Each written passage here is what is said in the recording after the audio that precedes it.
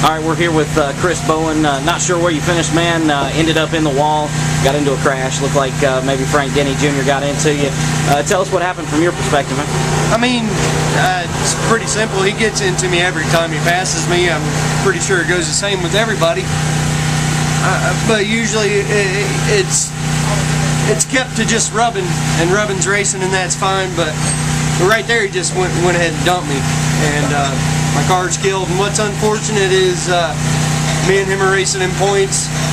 I don't think he wants to be second in points because of that. He might. If that's the case, there's one more race to go, and I will be here, and we'll take care of it then. I ain't gonna stand for that. He just straight put me in the fence, and it ain't gonna happen again. You got out of the car, had some gestures for him there when you got out. Have you been able to talk to him? I know you came down in the pits here, and the cops escorted you out. Have you been able to talk to him since you got back down here? No, I don't think he really wants to talk to me right now. I know Travis Kiker come by and said he didn't mean to do it. That's not going to fix my race car. I think I hurt the motor in it too, so it's not looking good. We had an off night, but there's no reason to race like that, especially when you're points racing. I let him go, and he just crashed me. It won't happen again. All right, we're here with Frank Denny Jr. Didn't exactly make any friends tonight. Come from 18th in the field. Not sure exactly where you ended up, but got into it with Adam Long part of the way through the race there. He was pretty upset. Got into it with the officials over here, and I think you and Chris Bowen got together. And tell us from your perspective a couple of things that happened during the race. We qualified terrible night, just trying to come back up through there, and really got with Adam, and I don't really know what happened there. We got together a little bit, and I got by him, and then next thing I know, he was in the wall in the back stretch, which I passed him on the front stretch, so I don't feel like I had anything to do with that. But then with Chris, we got up there, and he was battling pretty hard in front of us, and went to go by him, and I got all the way under him. And normally me and Chris have battled pretty hard together, and usually I touch him, normally before I get next to him. And tonight I got a good run off of 4, got next to him, got to his quarter, got to his door at the start-finish line. And then I don't know what happened. Normally he gives you lots of room getting in the corner, and he come down like I wasn't there. So hopefully I'll watch the tape and see it from that angle and see what happened. But I just don't think he had any radio communication there, and just one of those deals. He said he felt like maybe you wanted second place in points, a lot worse than he did. I really hope he doesn't think that second place means anything to me. All right, we're here with Lee Pulliam, who seems in good spirits despite finishing third. I guess your worst on-track finish of the season, not being wrecked or anything. Here at Motor Mile Speedway, dominated the season. Tonight, Philip Morris comes in and pretty well dominates the race, man. Tell us what happened.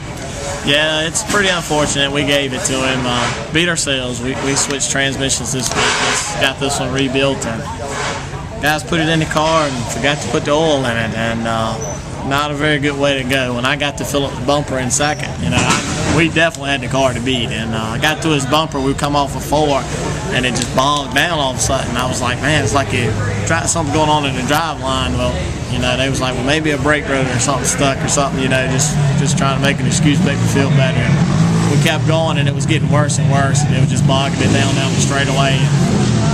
It says a lot for Don Kowalski engines and Tex Racing transmissions. Unbelievable. That thing run almost 100 laps with nothing but 4th gear. And I had to be really careful on those restarts and lay back and just get a run and just hold my position and let Davin get by me on one of those restarts. But, to come home third, it was a miracle with what happened. And it just sucks because, we had the car to beat tonight. We by far had the best car through the corner, and you got nothing to show for it.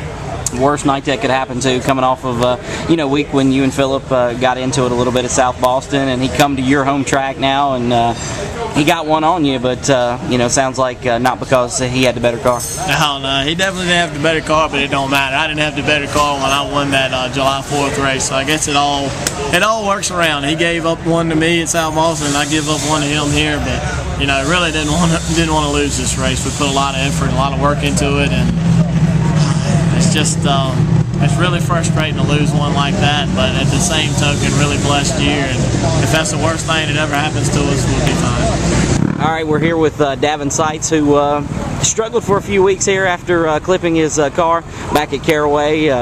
Man, you come back out here to Motor Mile tonight, though, look like you just picked up where you left off. Yeah, we're getting there. I feel like we got some more to do, you know, but we're definitely, I mean, just little things have bit us this year. I mean, from little things with the car to getting pulled over on the interstate getting here. I mean, you know, it's just little things. I mean, just one of those years. Hopefully we'll get it worked out. End of the year, pay some big money. Maybe we can go to some of these big shows and do pretty good. But daggone, you know, it's I shouldn't complain with second. But man, I just want to get up there and win and be able to outrun them two cars. Them two, they definitely got good cars. Second place finish, you know, here at Motor Mile. 30-some cars here tonight. I think 33 started the race. Pretty impressive run, especially heading into Martinsville, where, you know, you've been the man in qualifying for, you know, several years. Not really last year, but you know, other than that, I mean, man, you're heading into a big race season. Looks like you're about to get things back together. Yeah, you know, I guess I'm be fortunate that, you know, we're getting things back rolling now. We were struggling in the middle of the year. We just struggled, got off on a few things, and honestly, I feel like sometimes it's been my fault. I can't stand to run.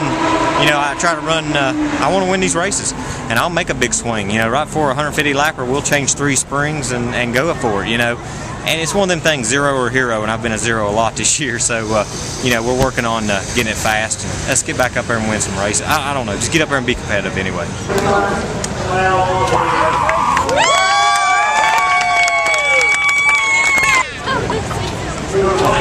All right, we're here with Philip Morris, who came away victorious tonight here at Motor Mile Speedway. First win at Motor Mile this year. Hadn't made very many starts, but Lee Pulliam had kind of made this his sandbox, but looks like it's still your playground.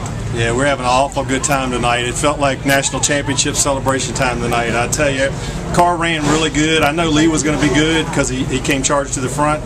But I still feel like I had the best race car that I've ever had at this racetrack. So I knew it was going to be a good, hard race, and then something happened to his car. But I tell you what, my guys did a heck of a job. We tested this car yesterday for about an hour, and that was it. And they put it on keel. I'm just so thankful. Man, it looked dominant, man. I mean, it was probably one of the best races you know, we've seen you run here at Motor Mile, despite the fact that you've dominated here for years. Do you think you would have, you know, had anything for Lee had he not had the problems with his car? Yeah, that's what I'm trying to tell you. I think we had a pretty good car. I think we had a car good enough to keep it out front. But, you know, we'll never know that because something happened to his and he faded back, and just not typical for him. But I tell you what, I'm just really thankful. You know, however you win here at Motor Mile, it's a hard place to win at. I'm just very thankful to be where I am today. How much does this help you in the national title hunt? I don't know. Points-wise, I mean, we're just inching for 1, 2, 3 points at a time. But, you know, I think it gives us 7 more points onto our lead. And, you know, I said it when we were kind of behind in the points, that it really feels like this is the year for us.